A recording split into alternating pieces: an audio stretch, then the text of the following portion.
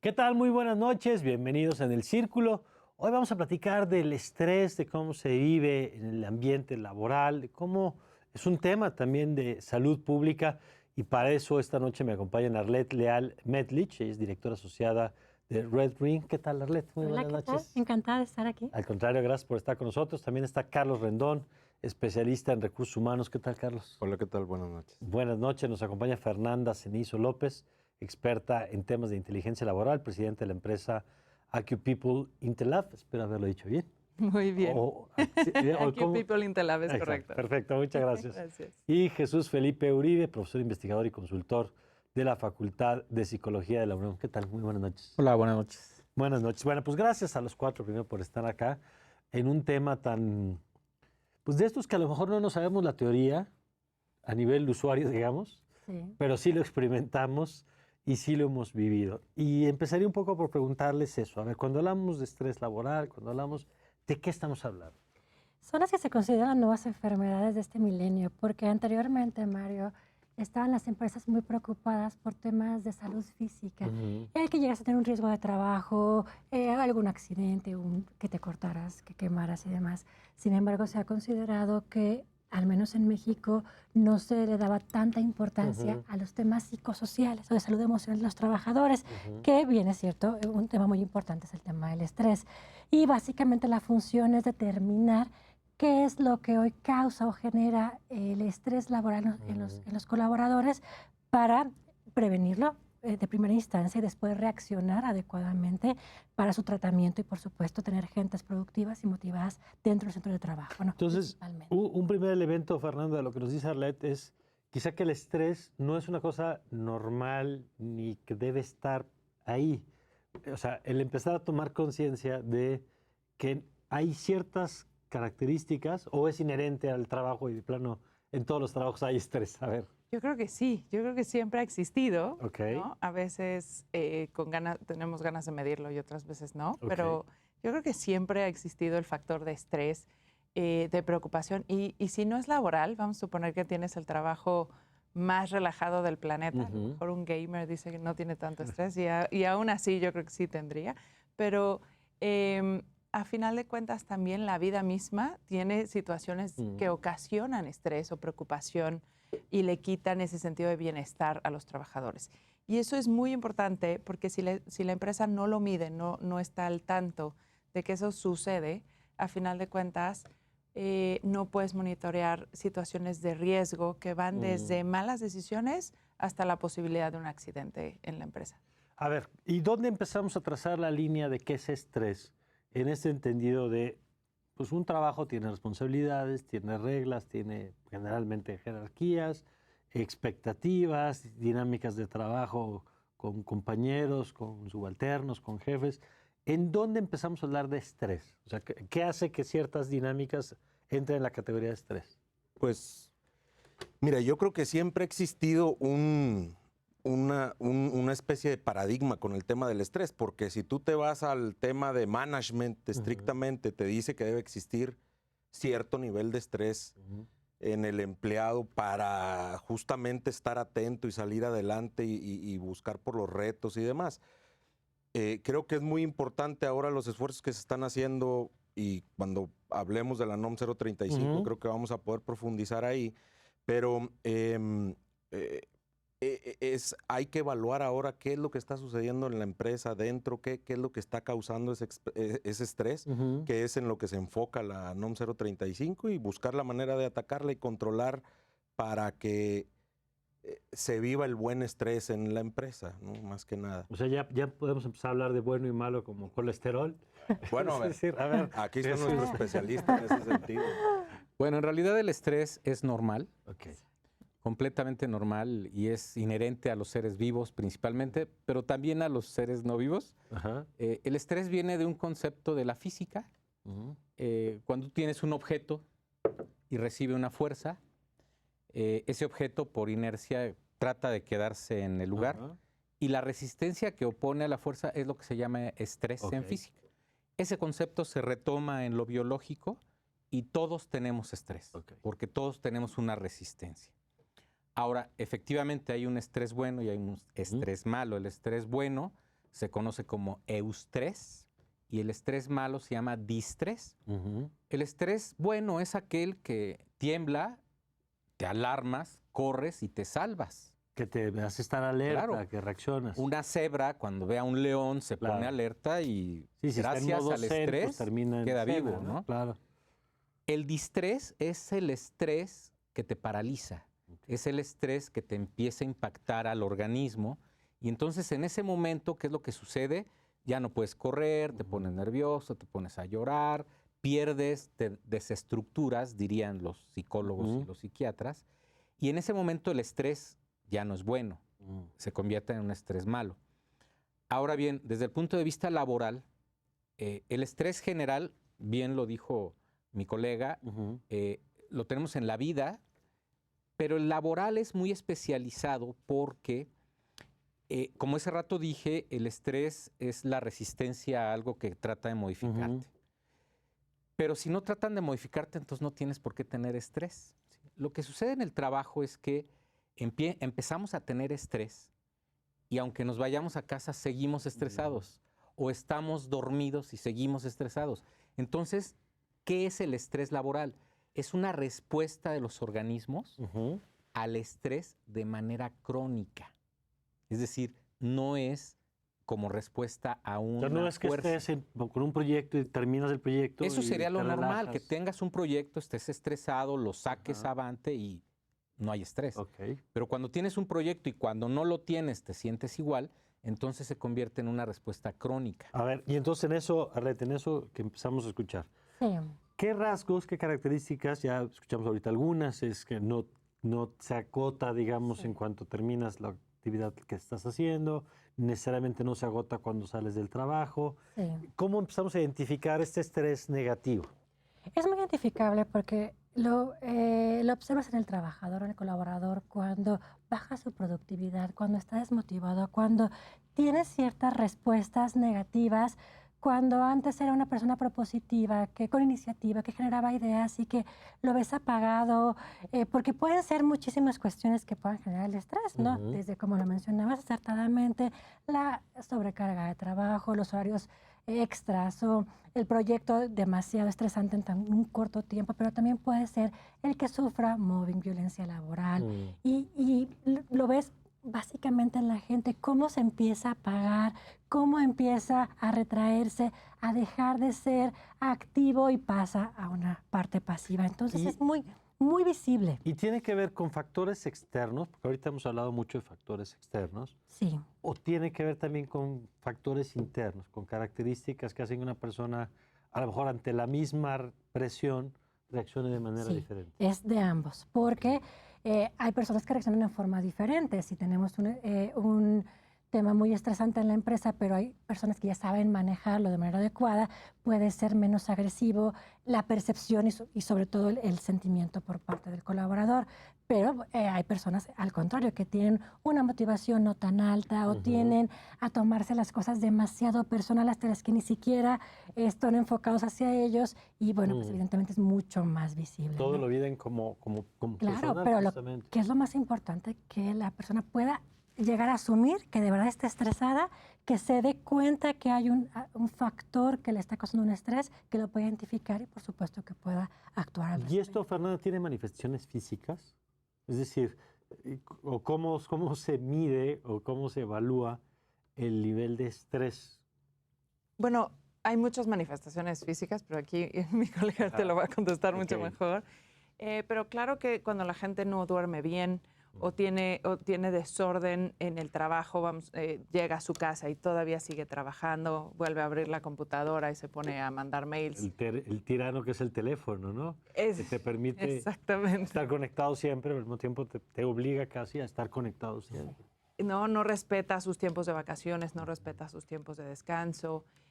O cuando tienen turnos, a veces nocturnos y otras veces diurnos, ese tipo de cosas va ocasionando también ciertos desórdenes que hace que la gente se sienta cansada de manera continua, ¿no? Y que no tome sus tiempos de descanso. Cosa que además supongo produce irritabilidad, por ejemplo, ¿no? Una persona que no duerme bien, disminuye que está el criterio. así, para tomar decisiones. Ok. Y entonces se equivoca más seguido, ¿no? Tienes problemas de gestión ahí que tienes que ir tomando en cuenta. Entonces, cuando una persona va manifestando símbolos de estrés, irritabilidad es uno de ellos, desorden es otro, negligencia, normalmente se atribuye a temas de negligencia también, o sueño, cansancio continuo, también se desordenan en los tiempos de comida, ¿no? Todo ese tipo de Bueno, cosas. estoy seguro que hay gente que está ahorita por una lista palomeando. Tengo estrés, ¿no? No necesariamente los ocasiona la empresa, eso es bien importante anotarlo, ¿no? Hay mucha gente, por ejemplo, que le gusta trabajar, sobre todo gente luego de sistemas, que le gusta trabajar en la noche porque el ancho de banda es mucho mejor y puede trabajar de manera mucho más fluida y a mucho más velocidad. O porque no le está sonando el teléfono, no lo están interrumpiendo. Y entonces tienen malos hábitos también de trabajo y no necesariamente son atribuibles a la empresa. El entorno de violencia también, ¿no? Cuando van preocupados y su tiempo de transporte es de 2 horas. El entorno social también. Claro, por eso es riesgo psicosocial. El entorno social también es importante.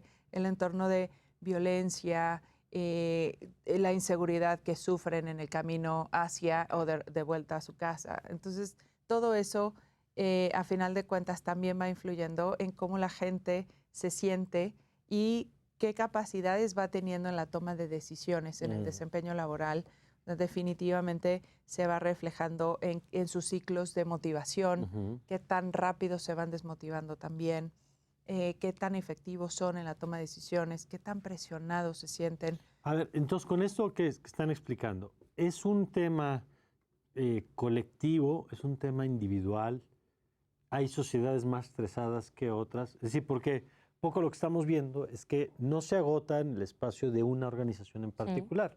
Puede haber una empresa más relajada que otra o más flexible que otra.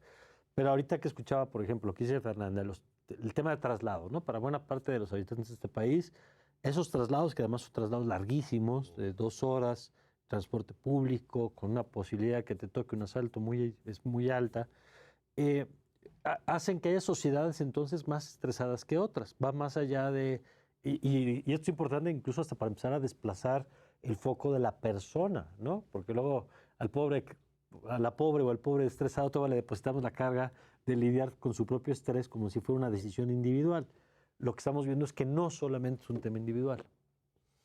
Bueno, viéndolo desde el punto de vista práctico, ya ahorita nos platicarás un poco más sobre la cuestión técnica de esa parte, pero obviamente tú ves a un individuo llegar a una oficina, si bien estresado o no estresado, y sí depende de su entorno completamente, es decir, y lo puedes identificar inmediatamente, o sea, abonando un poquito lo que comentabas, si físicamente se puede detectar, yo creo que lo ves desde que entra y dices, esta persona algo trae, ¿no? Y tiene que ver, obviamente, con dónde vive, cómo se transporta, el ambiente que tiene en la empresa también. A eso viene también este tipo de regulaciones de la NOM 035 y demás, a cuidar también el ambiente laboral, ¿no? Sí creo que tiene que ver también con la organización, o sea, además de individualmente, el ambiente laboral genera un entorno que hace que se comporten así los individuos y se refleja inmediatamente. Nosotros, cuando estamos haciendo un proceso de reclutamiento y selección para una empresa, también identificamos primero cómo es la empresa, cómo maneja el tema de si deja que los de sistemas se queden a las 2 de la mañana, si les permiten ese tipo. Porque nos tocan empresas que nos dicen, a las 5 de la tarde yo apago luces. Claro. ¿No? Y tenemos empresas que nos dicen, nosotros mismos estamos en ese caso, ¿no? Entran los de sistemas a las 6 de la tarde y se van a las 6 de la mañana o a la hora que ellos consideran, ¿no? Porque prefieren el ancho de banda, quieren no estar escuchando el teléfono y demás. Y eso se transmite a la organización desde el liderazgo. Y si tú traes a una persona, a una organización que le gusta a las 5 de la tarde apagar la luz y tú le dices, aquí puedes hacer a la hora que tú te quieras, te vas, le genera un estrés. Y ahí la organización está generando ese ambiente que obviamente ahora le afecta de regreso al individuo, ¿no? Claro. Entonces yo creo que sí es un ir y venir entre individuo y organización, y lo mejor es buscar que el individuo se adapte a la organización y la organización tenga la infraestructura y los valores para que ese individuo se desempeñe correctamente, ¿no? Ok, Jesús. Definitivamente es un problema social con un gran vínculo a nivel individual. La Organización Mundial de la Salud y la Organización Internacional del Trabajo en 1984 hicieron una definición de salud mental que explica muy bien este fenómeno. Ellos dicen, salud mental es no solo la ausencia de enfermedad, sino la percepción de bienestar del trabajador y su familia. A ver, otra vez. No solo es la ausencia de enfermedad, ¿Sí? es decir, no solo que te duela algo, sino además tienes que tener la percepción de bienestar. Tuya y de tu familia. Tú y de tu familia. Por eso el estrés hoy en día, en los países desarrollados y ahora en México parece que empieza a ser así, es un problema de salud pública, definitivamente. O sea, si es individual, si fuera problema de un solo individuo, de 2, de 3, de 10, pero cuando son 130 millones de habitantes en el país y son los 6,000 y tantos millones. ¿Y eso está medido? Digamos, tenemos estudios que muestran que somos un país. Digamos, con hay aquí ya las diferencias por países dan estadísticas distintas. Voy a hacer un chiste que me dijo una persona de la ONU. Él estaba comparando muchos países en Latinoamérica sobre cuestiones de estrés y decía, qué raro, en México casi no hay enfermos por estrés y menos accidentes por estrés. Y entonces él, de una manera un tanto sarcástica, irónica, dijo, ¿será que los mexicanos tienen un gen antiestrés o que sus estadísticas están mal? ¿No? La respuesta, pues sí, ya sabemos que es muy probable que sean las estadísticas. Las estadísticas del Seguro Social, del ISSSTE, no miden directamente el estrés, pero sí miden el impacto del estrés. Por eso, ese rato que decían que físicamente y químicamente y biológicamente, la ley lo contempla muy bien. Pero ¿quién recibe esto? El hospital, el Seguro Social, el ISSSTE. ¿Cómo lo miden? Lo miden en 3 etapas, ¿no? La primera de ellas es trastornos psicosomáticos. Como estos del sueño, por ejemplo. Son 7 principales los que la OMS marca, ¿no? Son trastornos de dolor, que entran desde dolores de cabeza, migrañas, obviamente la dimensionalidad nos puede ir en términos de gravedad, dolores musculares, dolores de huesos, ¿no? Articulares. En el caso de las mujeres, por ejemplo, trastornos de dolor de su ciclo menstrual, problemas de dolor inclusive sexual, ¿sí? Y hay uno de los más importantes es el del sueño. Pero no es el sueño únicamente, sino es el ciclo circadiano, que es lo que nos permite recuperarnos físicamente. Aquí hasta cuestiones de corte hormonal, ¿no? O sea, las corticoides y las adrenalinas son las que juegan el papel de estresores y de cómo se reestructuran las células. Entonces, el sueño es muy importante. Es dolor, es sueño, es problemas gastrointestinales, ¿no? Que ahí entran desde los simples hasta los más complejos, ¿no? Bueno, si me permites, Jesús, vamos a una pausa. Sí, claro. Vamos a regresar un poco con estos otros elementos que estás poniendo en la mesa y el marco legal en México, ¿no? Decía Arleta, pues, en México empieza a discutirse, parece que en México se está discutiendo. Has hablado varias veces de la nueva norma que está en la mesa. Entonces, vamos a ver qué tenemos de marco legal, cómo estamos lidiando con esto y lo que implica desde el cambio cultural hasta cambio legal y todo lo que conlleva esta discusión. Vamos a una pausa y enseguida regresamos.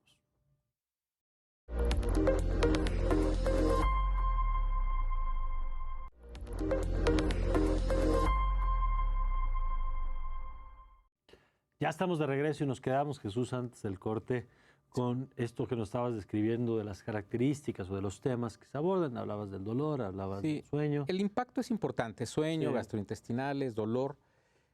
Uno de los, 3 de los problemas más importantes que me están faltando son principalmente, yo diría, problemas cardiovasculares.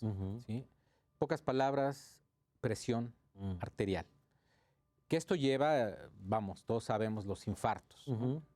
El problema de las estadísticas es que mucha gente se infarta, pero no saben cuál fue el origen. Claro. Muchas veces puede ser algo relacionado con estrés y el trabajo.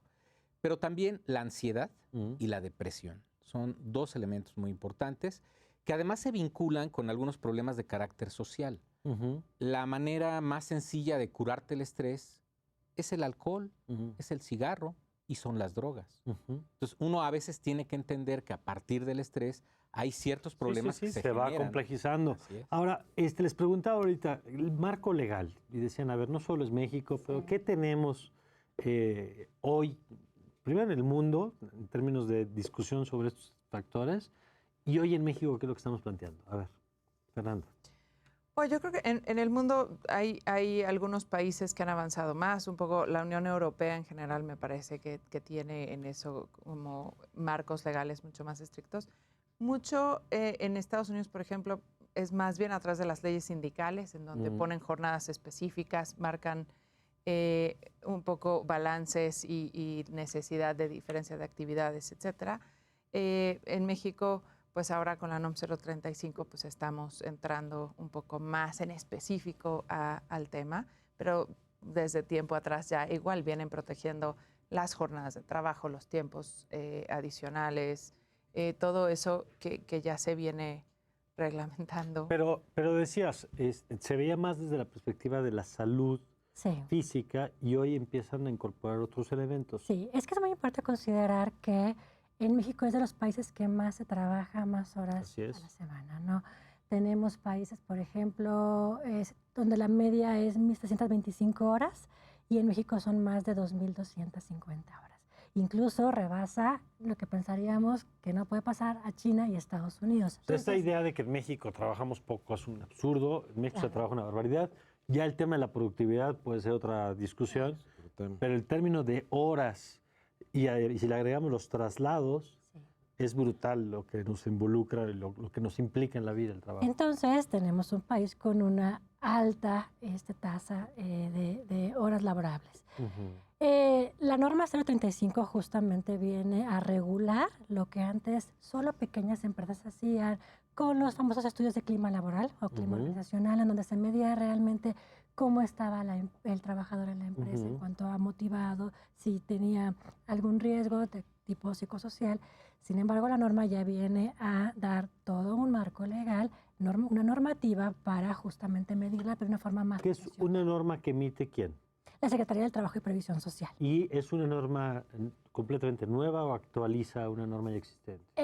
Se publica en el Oficial de la Federación en octubre del año pasado y entra en vigor en octubre de este año. Sin embargo, ya se ha trabajado años antes justamente para llegar a lo que ahora tenemos. Todo lo que queda de este año y evidentemente el próximo año será donde toma el factor más importante la norma, porque ya se va a hacer las auditorías o inspecciones. Es parte complementaria de las inspecciones que ya se hacen hoy de seguridad y higiene en el trabajo. Es decir, no es algo nuevo ni se van a hacer inspecciones nuevas, sino es parte complementaria, se incorpora y ahora se va a medir también los factores de riesgo psicosocial. A ver, Carlos, ¿qué va a medir? ¿Qué mide la norma? O sea, en estas inspecciones, ¿de qué estamos hablando? Pues mira, tiene como objetivo identificar, analizar y prevenir los riesgos psicosociales, los factores de riesgo psicosocial en las organizaciones. Va enfocada además, hay algo interesante ahí, que va enfocada a centros de trabajo, ¿sí? Y las divide esos centros de trabajo de acuerdo a la cantidad de empleados que tiene cada uno. Entonces, puedes estar hablando que tal vez, y la norma está haciendo, digamos, más, con menos requisitos para los centros de trabajo pequeños. Y ahí, si tú eres una gran empresa, pues tienes muchas sucursales. A ver, ¿cómo qué tipo de requisitos son? ¿O qué es lo que está evaluando en concreto? Pues está buscando que tengas una política para que los empleados sepan cómo se debe conducir una política en la formal, empresa. por escrito, Así es. Socializada. Así es. Y te comento esto de los tamaños porque dependiendo del tamaño del centro de trabajo van a ser los requisitos que te van a poner. Una pequeña empresa, por ejemplo. Pues si tiene menos de 15 empleados va a estar sujeta a que aplique la política. O sea, tiene que diseñar una política, tiene que comunicar a los empleados sobre los riesgos, factores de riesgo psicosocial, Te tendré que confirmar si está sujeta a una evaluación ya por persona, un cuestionario por persona para determinar esos factores, ¿no? Ahora, a ver, me gusta la idea de que estemos discutiendo esto y que en México, justamente por lo que han explicado, por la cantidad de horas que se trabajan, por la cantidad de enfermedades que tenemos, o sea, risueño el niño y las cosquillas, ¿no? O sea, una sociedad con problemas de adicción importante, con un entorno de violencia alrededor y con estrés en las organizaciones, bueno, pues es una combinación terrible. Entonces, qué bueno que discutamos el tema. Sí. Pero ¿no abre un poco, Fernanda, el tema también a la subjetividad? Es decir, ¿cómo se evalúa? A ver, porque ustedes lo que están explicando es un tema, por ejemplo, decían hace rato, el acoso laboral, ¿no? ¿Cómo se evalúa el acoso laboral o el ambiente propicio? ¿Cómo tras la línea entre una jefa o un jefe exigente y una jefa o un jefe que te está provocando gastritis porque el nivel de presión que te está ejerciendo pues, es mayor a lo que debería hacerse? ¿Cómo se mide esto? Bueno, el instrumento oficial de la NOM 035 sí es 2 cuestionarios. Uno para ver si han tenido un evento traumático. Ese es el primero que marca la norma. Y el segundo es un cuestionario que va un poco más hacia temas tanto de horarios laborales como de temas de acoso o de clima o de estrés por estas circunstancias, ¿no? Ver si alguna vez estás en un ambiente adverso en ese sentido.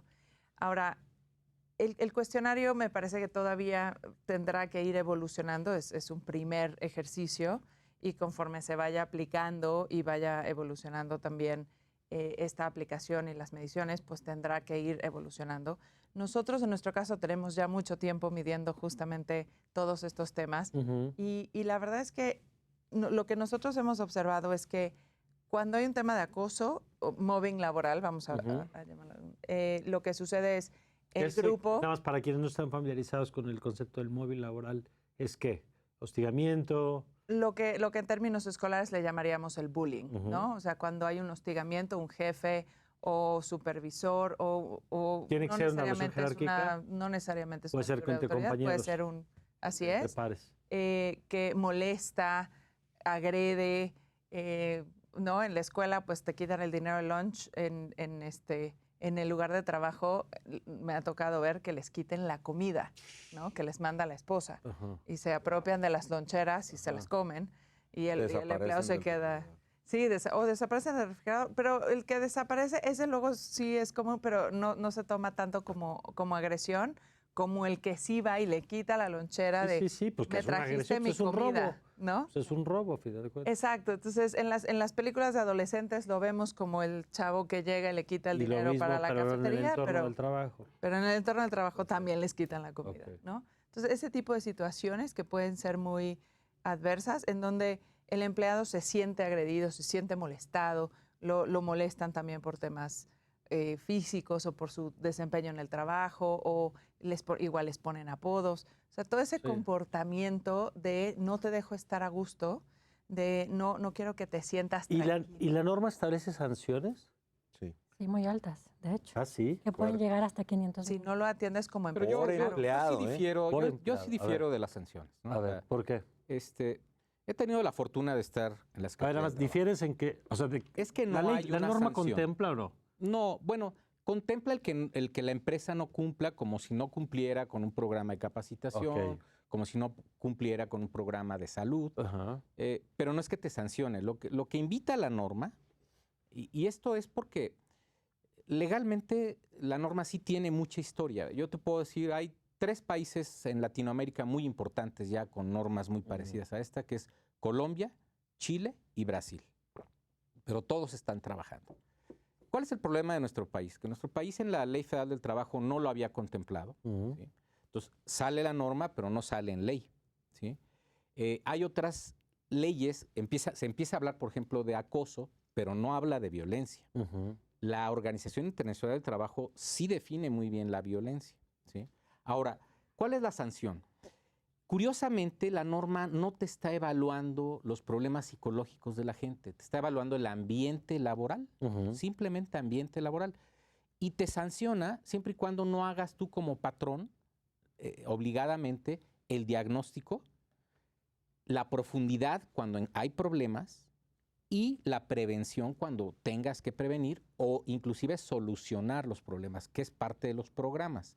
Si tú no tuvieras eso, si no tuvieras los intentos, puede haber una multa, pero no necesariamente tenemos que verlo como una normatividad sancionadora. Yo no comparto esto de, digamos, recientemente, yo tengo trabajando con la norma más de 3 años, con gente de la Secretaría del Trabajo, o sea, yo participé en la elaboración de la norma, y me queda muy claro que no es para sancionar, es para prevenir. Okay. Ahora, desde su perspectiva, ¿se ve así?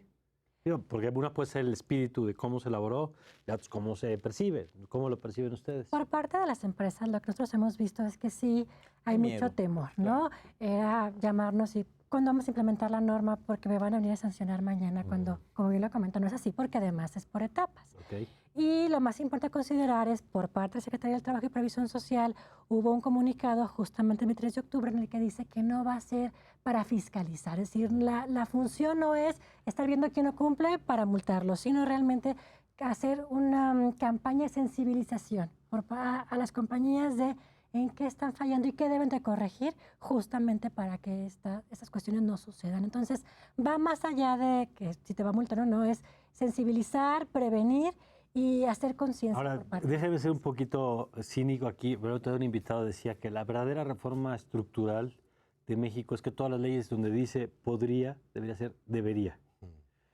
Y que entonces el problema es que estamos llenos de leyes que sugieren un montón de cosas positivas, podrían, pero debería ser deberían. Y en el deberían con dientes, pues, para garantizar que de veras pasen en un montón de temas. Y les pregunto aquí un poco cómo garantizamos que esto de veras genere una transformación de las instituciones, de visibilizar este tema. Hace rato que preguntaste cómo se mide. Sí. Yo soy psicólogo, ¿no? Entonces, una de mis áreas de especialidad es justamente psicometría, es la construcción de instrumentos. Cuando tú vas a operar a una persona que tiene una enfermedad, la abres, descubres, sacas, reparas, ¿no? Cuando hablamos de cuestiones relacionadas con el estrés y con los ambientes de trabajo, hablas de atributos. No hablas de un problema específico, sino de atributos. Entonces, la mejor manera, hay muchas técnicas, pero la mejor manera de medir esos atributos es a través de cuestionarios.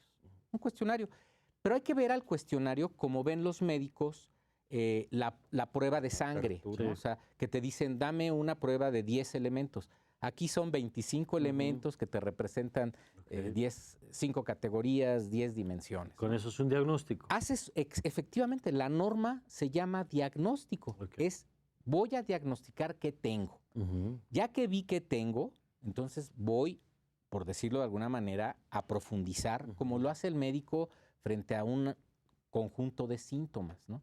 Y ya que está identificado, entonces arreglas o previenes. La norma tiene eso. Esta primera etapa es el diagnóstico. Así de simple. La etapa a la que empieza hoy la norma. La norma ¿Y cuánto tiempo duraría esa etapa? Pues teóricamente son 2 años para que tú hagas este primer proceso de diagnóstico, evaluación e intervención. Ahora, yo pues, le he estado dando pláticas recientemente a empresas. Existe un temor a la sanción, pero porque...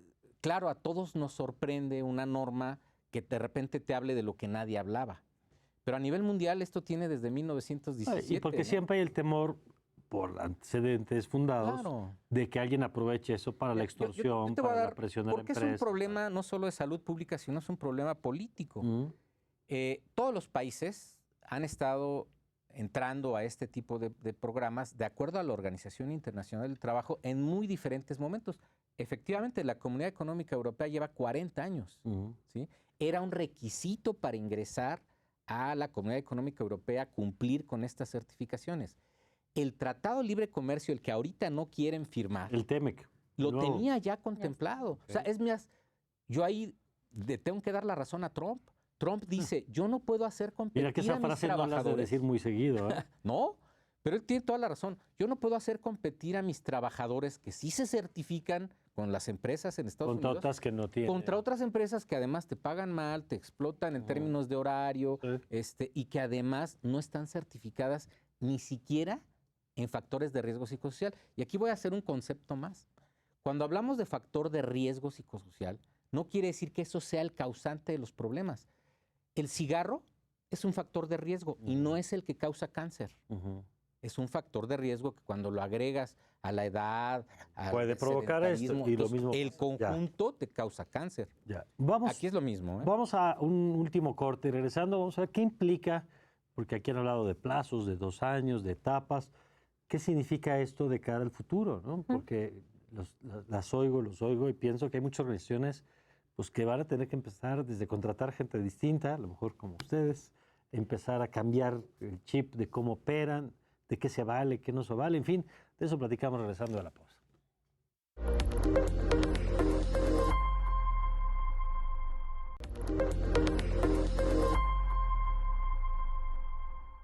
A ver, antes del corte nos quedamos platicando de qué implica poner en marcha esto en términos de cambio de diseño de instituciones, de gobiernos, de cambio incluso personal, de cómo nos relacionamos con el trabajo. O sea, eso es una transformación importante. Mira, yo tuve la suerte hace algunos años de estar en España tratando este tipo de problemas. Estuve en Colombia particularmente y en Argentina, viendo justamente estas implementaciones de cosas parecidas, ¿no? Chile ya lo hizo también y estamos viendo algunos resultados.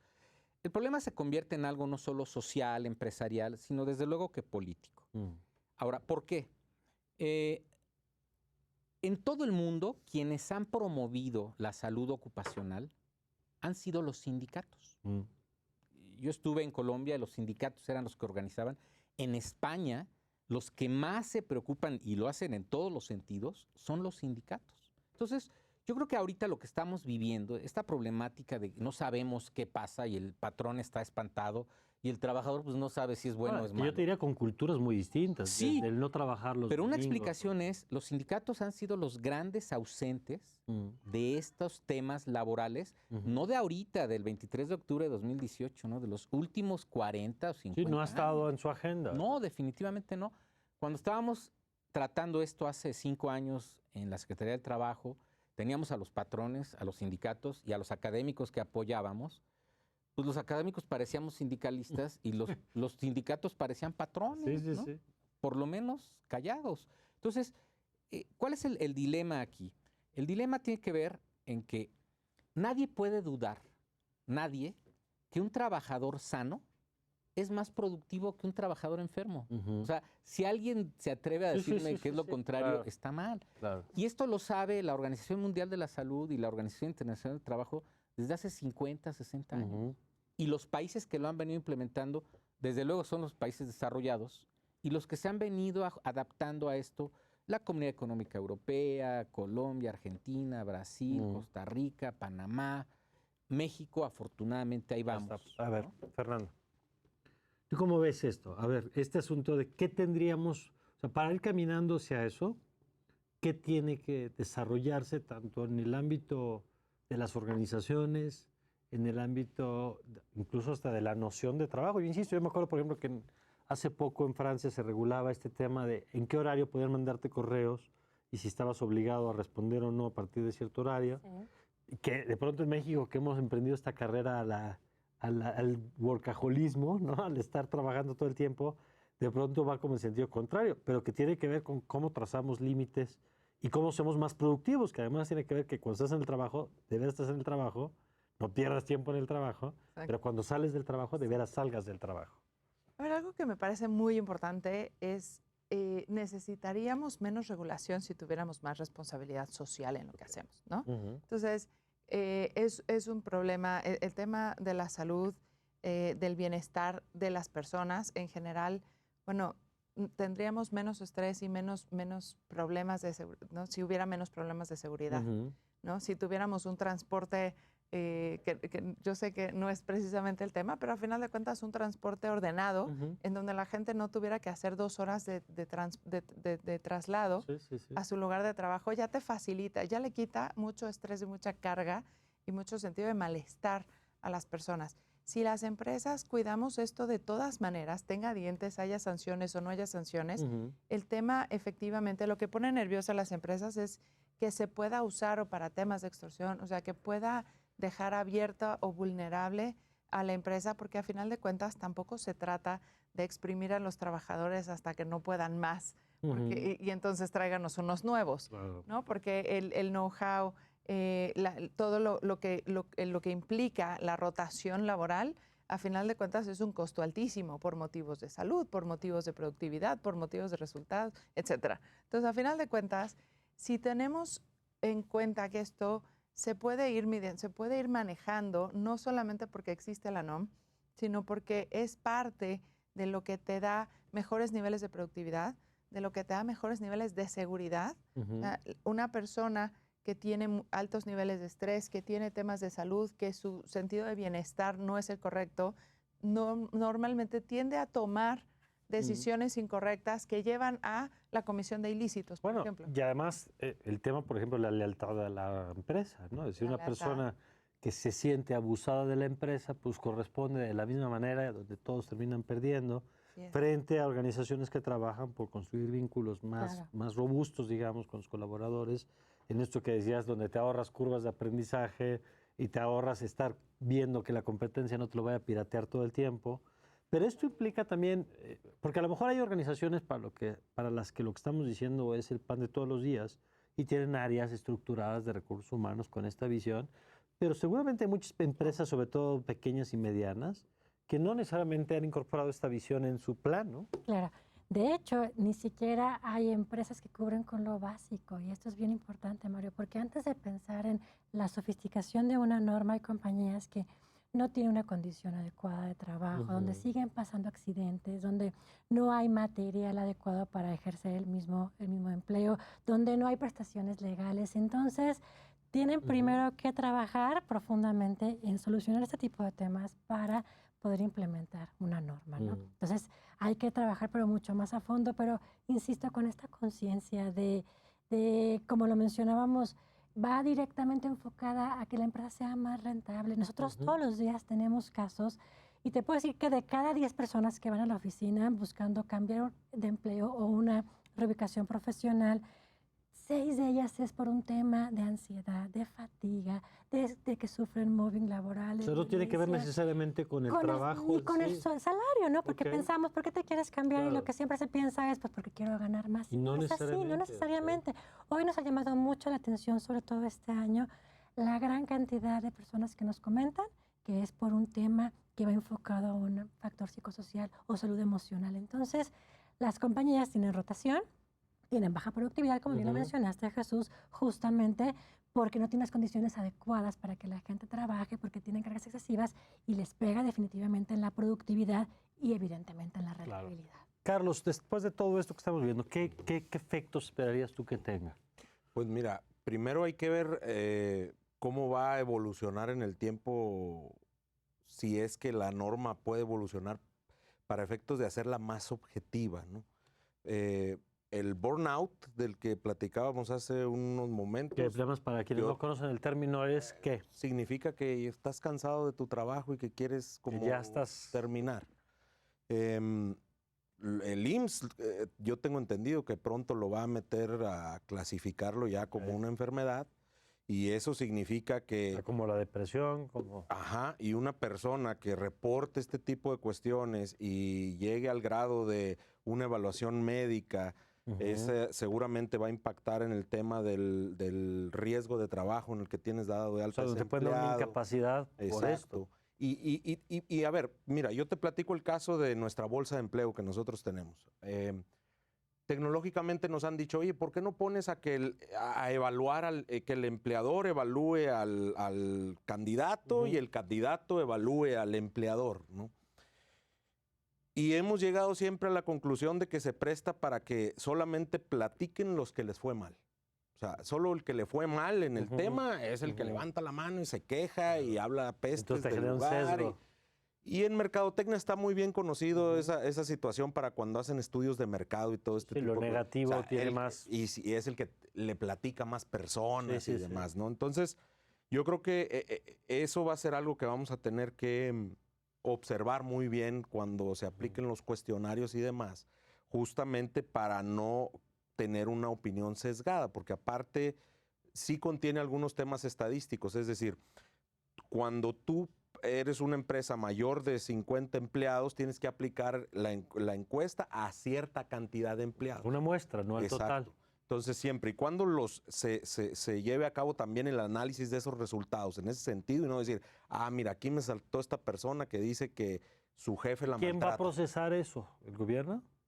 No, eso lo hace la Conjunto. empresa. La La empresa. empresa es la responsable de hacer la Y medición. tiene que mostrar los resultados Y tiene que tener un cuando le registro. toque una evaluación. Ok. Y como bien hemos dicho, es decir, la norma va en el sentido de que, oye, si no cumples con algo, no vengo y te impongo la multa y te cobro lo que sea. Es un tema de, oye, a ver, tienes que corregir esto, tienes que comunicar mejor, tienes que levantar X cuestionario y entonces esperan a que lo corrija. La intención es aumentar la productividad justamente. Jesús, ¿qué esperarías tú que pase con todo esto? Incluso a partir de la experiencia que has visto en otros países.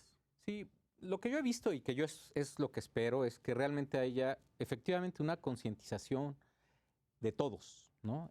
Inclusive aquí hasta los mismos médicos tienen que reaprender Oye, el cómo pero clasifican además, las enfermedades. y perdón que te interrumpa, pero incluso de los propios trabajadores. Claro. O sea, por eso empezábamos hoy un poco el programa diciendo, a ver, esa ansiedad que sientes, ese insomnio que traes, esa gastritis, no es normal. Un objetivo de la norma es que comuniques a los trabajadores. No le vas a comunicar a cada trabajador, oye, tú estás mal y vete al psicólogo. No, se comunica, oye, el ambiente que estamos viviendo tiene un problema de falta de empatía con la empresa o de tener la camiseta, como tú bien lo decías hace rato. Eso sí, desde luego que tiene que ver con todos, patrones, trabajadores, sindicatos e instituciones que están alrededor. Quien va a dictaminar si es o no un problema de ambiente laboral es el Seguro Social y el ISSSTE, Ok. ¿no? Entonces, las instancias Y legales como son si muy fuera importantes. un tema de salud. Sí, sí, ellos son de los seguridad. que van a... Porque inclusive las incapacidades, en Estados Unidos, en Europa, de luego, tú puedes demandar por estrés. En México no. La ley todavía falta por avanzar. Y es verdad, las enfermedades profesionales les ha costado mucho trabajo aceptar el estrés. Pero recordemos que la norma no solo es estrés, son muchísimas cosas ¿Cómo más. que otra? Exacto. En la literatura internacional, en realidad todo lo que es social y que tiene que ver con lo psicológico en el trabajo se llama factores psicosociales. La norma se llama factores de riesgo psicosocial, es decir, es aquello que te lleva O sea, donde está el mobbing, donde posibles- están muchos efectivamente. otros. Ahora, la historia que yo creo que es la que estamos siguiendo, yo me veo mucho en lo que está sucediendo en Colombia de unos 10 años para acá. Ellos tienen serios problemas. ¿Por qué? Porque hay demandas, pero el Estado ya también puso instituciones de conciliación. ¿Por qué? Pues porque no todo lo que te pasa tiene que ver con el trabajo, bien Claro. lo decías. O sea, hay cosas que sí son muy personales, muy familiares. Inclusive la norma mide conflicto trabajo-familia. Pero el problema no solo es trabajo-familia, también es familia-trabajo. Oye, pero esto implicaría también que las organizaciones, digo, porque la salud mental es la gran olvidada en buena parte de la discusión pública, incluso, Sí, en sí. términos hasta de presupuestos Los públicos. psiquiátricos son los menos No se les ponen beneficiados. recursos. Así es. Ahora lo decían en términos, si alguien tiene una incapacidad por una pierna rota, pues se entiende, pero una incapacidad por estrés, por ejemplo, por depresión, es mucho más difícil, porque no tenemos ese marco, digamos. Tú decías Francia. Francia hace unos 4 años, ellos contabilizaron 24 suicidios relacionados con clima laboral Ok. en France Telecom. Y está en Solo internet. en Francia. Solo en France. Pero a lo que es que esto implica también que el tema de la psicología, y desde el punto de vista laboral, pues para las organizaciones lo tienen que incorporar cuando no Obligadamente, estaba claro. en su radar. Creo que esa es la parte, cuando tú me preguntaste, ¿qué espero? Yo espero eso, que haya una concientización. Y justamente para quitar juicios negativos o mitos Ajá. o inclusive fantasmas de... Sí. Tenemos que ser muy objetivos, ¿no? O sea, se trata de un diagnóstico de factores de riesgo, no se trata del riesgo. Sí. O sea, no estamos midiendo cáncer, estamos midiendo aquello que te puede Y generar. como se hace un plan de crisis, Así ¿qué es. puede salir mal? Mira, no quiere decir que todo va ahora, a salir mal. México ya tiene antecedentes. Los accidentes y las enfermedades Así de es. trabajo Se así miden han con trabajado riesgo. desde hace muchísimos años. Fernando. Siempre enfocar la gestión hacia las personas va a ser más rentable. O sea, por temas de gestión, resultados, prevención de ilícitos, o sea, por todo lo que conlleva, enfocar la gestión de la empresa hacia las personas, que es una manera mucho más humana de gestionar, no como una generalidad, sino resolviendo las necesidades enfocado, que se puede hacer hoy en día, los sistemas nos permiten hacer eso, A ver, siempre va a ser mucho más rentable. Y en ese sentido, y para ir cerrando, ¿qué recomendación ustedes como especialistas le dirían a quienes nos están viendo? Pues un poco para irse preparando ante lo que ya tenemos, pero además que es un proceso en desarrollo, porque esta conversación, este debate público, la idea es que vaya creciendo cada vez más, que no nos quedemos en la etapa de diagnóstico, evidentemente, sino que vayamos modificando cosas. Entonces, ¿qué le recomendarían a la gente que nos está viendo? A ver, Fernanda. Mi recomendación sería, lo primero es que lo hagan, ¿no? Que no lo vean como un tema de cumplimiento. Sino de convicción. Y eso me hace mucho ruido. Claro, claro. Sino como una cultura de algo enfocado hacia el empleado. Entonces, lo primero no es un tema de cumplimiento, es algo que va a darles información valiosa sobre cómo gestionar a su gente. Okay. Lo segundo es hacerlo, ¿no? Les va a dar información interesante. Si además lo hacen directamente a través de sistemas de las mismas, y ven lo que hay que hacer, ¿no? Las recomendaciones que te da la misma medición, porque para eso está hecho el cuestionario, y el cuestionario te da los resultados y sabes qué recomendaciones van en torno a esos resultados. La verdad es que vas a tener buenos indicadores también para poder gestionar a las personas en base a las necesidades que tienen. Arlet, ¿qué agregarías tú? Son dos. Principalmente el no generar temor por parte ni de las empresas ni de los colaboradores. Ya hay muchísimos sistemas que se han salido en el mercado para que se pueda dar cumplimiento de la mano con la empresa. Pero lo más importante va enfocado a los trabajadores, a los colaboradores, para que apoyen y tomen parte real de la aplicación de esta norma, porque si bien es que te marca el trabajador que puede tener o el grupo que puede ser vulnerable, si el trabajador no quiere ir a hacer una consulta psicológica, si el trabajador no quiere llenar un cuestionario, pues no va a haber alguna forma de poderlo identificar, el no querer poner por escrito el evento por el que estás pasando. Entonces es hacia los trabajadores para que cooperen y sobre todo también para que ayuden a que este entorno sea favorable, porque muchas veces son parte del problema, el jefe que es hostigador, el jefe que hace violencia laboral. Entonces forma parte de todos en conjunto de la cultura laboral. Pero esto que es fundamental, porque la cultura laboral es la que facilita o inhibe estas expresiones. Es decir, si yo sé que si digo cómo me siento me puedan sancionar, que si yo sé que si revelo que hay un jefe, una jefa que hace acosadora, me van a castigar a mí, no a...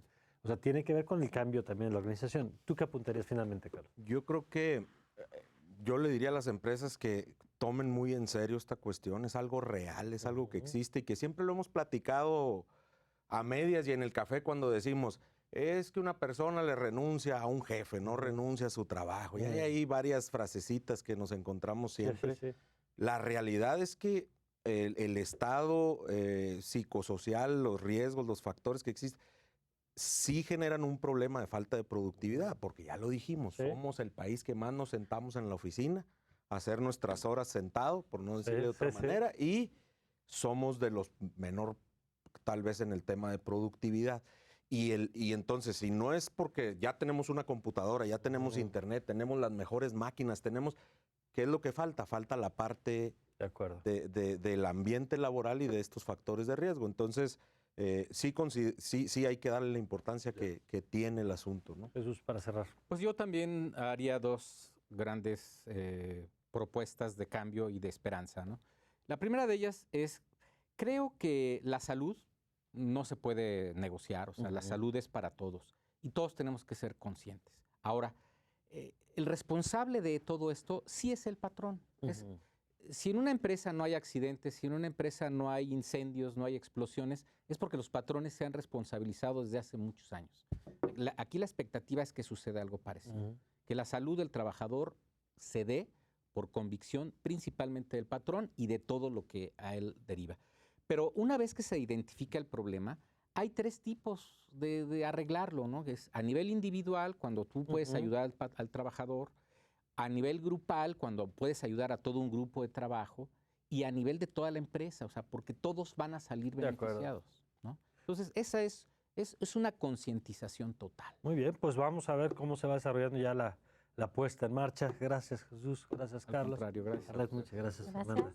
Gracias. Y gracias a usted, como cada noche, por acompañarnos aquí en Justicia TV. Yo le invito a que nos siga en redes sociales, que comparta este programa. Yo creo que hay mucha gente que seguramente usted conoce que está interesada, quizás está preocupada por este tema y que lo que aquí nos han explicado les puede ayudar a tenerlo en su justa dimensión. Yo soy Mario Campos y le deseo, como siempre, que tenga usted una magnífica, pero una magnífica noche.